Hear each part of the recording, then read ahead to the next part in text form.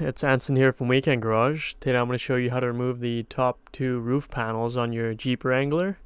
It should only take about 30 seconds or so. If you just picked up your new Jeep or you got a rental Jeep, check this out. So to remove the roof on the 2021 model, all you got to do is turn these three locks right here and pull the latch down. Just push up, it'll come right out. The driver's side has to come out before the passengers, and to install, passenger roof has to go back in first before the driver's side. Just make sure the front latch area matches up, and you can start locking everything down just like that. Should only take 30 seconds or less for both panels to be removed.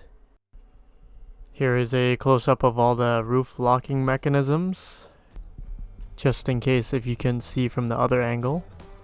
So after you release the three lock levers on each side and the pull handle, just push up and it'll come right out. Just make sure you do the driver's side first for removal and then passenger. Anyways, hope this video helped you out on your Jeep Wrangler, whether it's your own vehicle or a rental.